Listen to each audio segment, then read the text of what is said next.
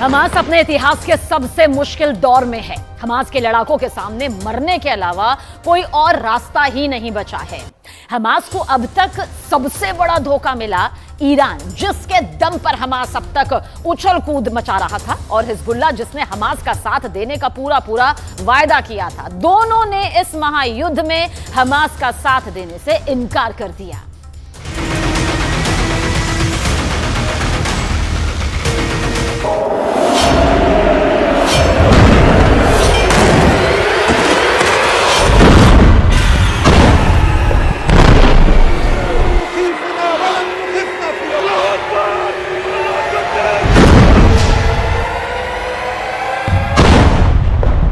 Gaza पट्टी की आग अभी खामोश नहीं हुई है।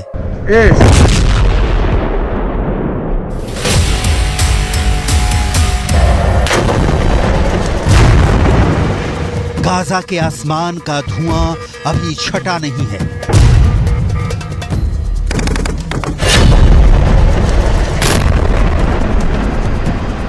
बारूद बनकर बरसने वाली मौत वैसी ही अब भी दस्तक दे रही है। सीज़फायर की तारीखों के बीच गाजा की गलियों में अब भी सांस तोप के गोले के एक्शन पर आ रही जा रही है।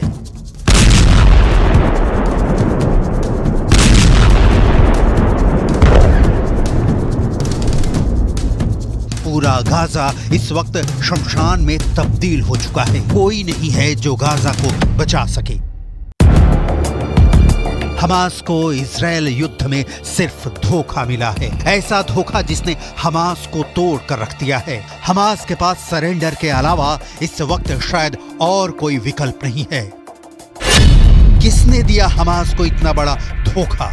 किसने दोस्ती कर हमास से दुश्मनी निभाई? पहले युद्ध में साथ देने का वादा किया और वक्त आया तो पीठ दिखाकर भाग निकला।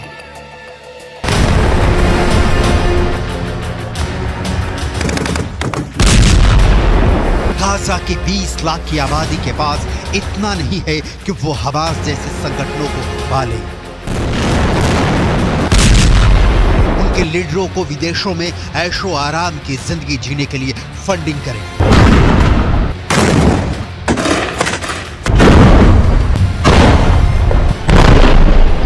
ये ईरान है, हिजबुल्लाह है, जो हमास को फंडिंग करते हैं, ट्रेनिंग देते हैं, हथियार देते हैं, जिनके दम पर हमास इजराइल पर 7 अक्टूबर जैसा क्रूर हमला करता है। लेकिन इस बार ईरान ने हाथ खड़े कर दिए हैं। हिजबुल्लाह ने भी हमास का साथ छोड़ दिया है।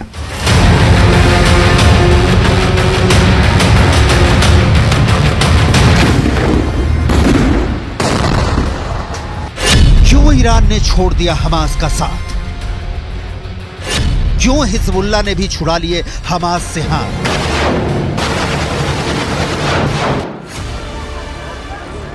इन दोनों सवालों के जवाब डिटेल में आपको दिखाएंगे, लेकिन पहले हमास का विश्वासघात पर जो रिएक्शन आया है वो देखिए। उम्मीदों की लहलहाती फसल को जब धोखा की लहर मार जाए तो दुख बहुत होता है। हमास दुखी है क्योंकि हमास के सबसे बड़े नेता जब ईरान के सुप्रीम लीडर आयतुल्लाह खामनेई से मिला तो खामनेई ने उसे डांट दिया।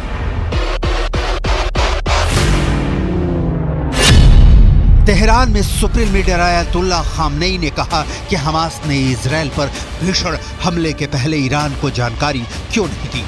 इस वजह से ईरान गाजा युद्ध में शामिल नहीं होगा।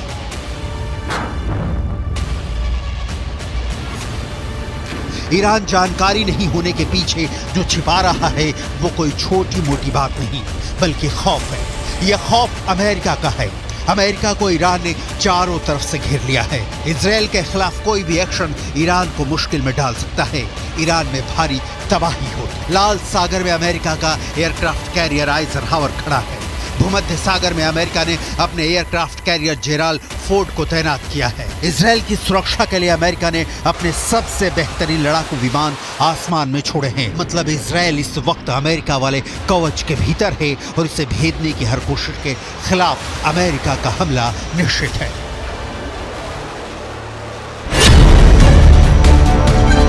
तो बात यह है कि ईरान डर गया है।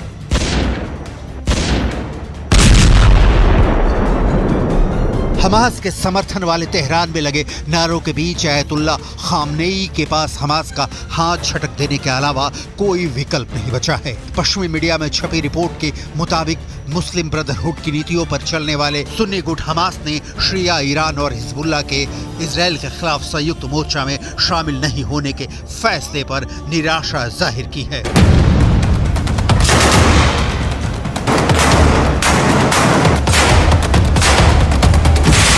रिपोर्ट में कहा गया है कि हमास पूरे गणित को समझने में बुरी तरह से फेल रहा।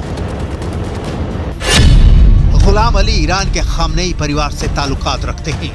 गुलाम अली की बेटी की शादी खामनेई के बेटे मुस्तफा से हुई है। गुलाम अली जो कुछ कह रहे हैं वो ईरान के सुप्रीम लीडर की सोच ही है कि खाड़ी की बड़ी शक्ति ईरान बड़े लक्ष्य की ओर देख रहा है। इजराइल चाहता है कि गाजा युद्ध अमेरिका के बीच जंग में बदल जाए ताकि इजराइल को गाजा पर कब्जा करने का मौका मिल जाए। ईरान के एक पूर्व विदेश मंत्री मोहम्मद जावेद जारिफ को सुनिए। हमारा फिलिस्तीनी विरोध आंदोलन को समर्थन देने का मतलब ये नहीं है कि हम उनकी तरफ से युद्ध लड़ेंगे।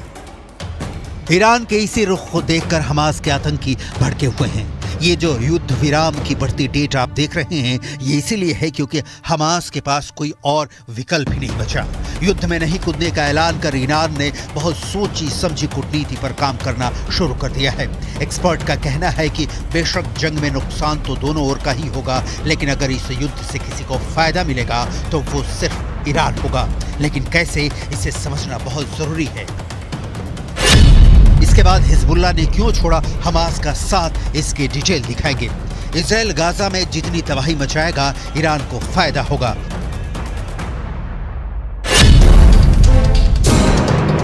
नंबर 1, इससे सऊदी अरब और दूसरे खाड़ी देशों से इजराइल के संबंध बिगड़ेंगे। ये ठीक उस वक्त होगा जब अमेरिका की मध्यस्थता में सऊदी अरब और इजराइल एक दूसरे के करीब आ रहे थे। नंबर 2, गाजा में तबाही से फिलिस्तीन के दूसरे क्षेत्रों में विद्रोह शुरू हो गया है जो युद्ध को लंबे समय तक खींच सकता है। ईरान यही चाहता है कि इजराइल युद्ध में फंसा रहे।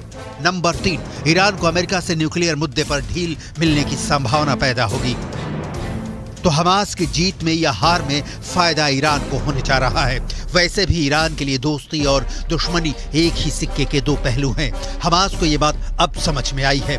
ईरान इजराइल या अमेरिका का जानी दुश्मन रहा है और इसका बीज पड़ा 1979 में जब ईरान में तख्ता पलट हुआ, जिसे ईरान की इस्लामिक क्रांति कहा जाता है। ईरान के मौजूदा शासक शाह रजा पहलवी को गद्दी से उतारकर शिया मुस्लिम नेता खुमैनी ईरान के प्रमुख बन गए। शाह के शासन में ईरान का अमेरिका और इजराइल से संबंध काफी अच्छे थे, लेकिन खुमैनी ने सब कुछ बदल दिया। ईरान को इस्लामिक राष्ट्र घोषित कर दिया गया। उस समय से ही खुमैनी के शासन को एंटी अमेरिका और एंटी इजराइल कहा जाने लगा। ईरान ने इसका सबूत भी दिया। इजराइल के खिलाफ यमन के हूती विद्रोहियों का साथ दिया, लेबनान में हिजबुल्लाह के साथ और गाजा में हमास को पाला पोसा। हिजबुल्लाह की इजराइल से पुरानी दुश्मनी है और वर्ष 2000 में गोरिल्ला वार और 2006 में भी जंग लड़ चुका है। लेकिन अब मामला उल्टा पड़ गया है क्योंकि ईरान युद्ध को स्वार्थ के चश्मे से दिख रहा है। लेकिन हिजबुल्लाह ने क्यों नहीं दिया हमास का साथ? असल में हिजबुल्लाह ईरान का वो घोड़ा है जिसकी लगाम अयतुल्ला खामनेई के हाथ है। हिजबुल्लाह ने इजराइल पर रॉकेट दागने शुरू किए तो अमेरिका ने ईरान को पकड़ा और ईरान ने हिजबुल्लाह को पकड़ लिया। लेकिन क्या यही सिलसिला आगे भी चलता रहेगा? खामनेई के राज में इजराइल और अमेरिका अनैतिकता, अन्याय, मुस्लिम समाज और ईरानी सुरक्षा के लिए सबसे बड़ा खतरा है। लेकिन हमास जब मिटा जा रहा है तो ईरान दूर है क्योंकि उसे अपना फायदा दिख रहा है। नतीजा है कि जल गई पूरी गाजा पट्टी। ईरान और हिजबुल्लाह चिंगारी से हाथ सेकते रहे। जिस अल-अक्सा मस्जिद को 7 अक्टूबर के हमले की वजह बनाकर हमास ने 1400 इजरायलियों को मार डाला, हमास इजराइल के खिलाफ अल-अक्सा मस्जिद की घटना के बाद मुस्लिम वर्ल्ड के बीच यूनिटी बनाने में सफल रहा था। सऊदी अरब हो या कोई भी अरब देश, इजराइल के खिलाफ सबने हमास का साथ दिया। लेकिन युद्ध में मिस्र के रास्ते आने वाली मानवीय सहायता के अलावा हमास को किसी ने कुछ नहीं दिया। 15,000 फिलिस्तीनी मारे गए और ईरान हिजबुल्लाह मूक दर्शक बने देखते रहे।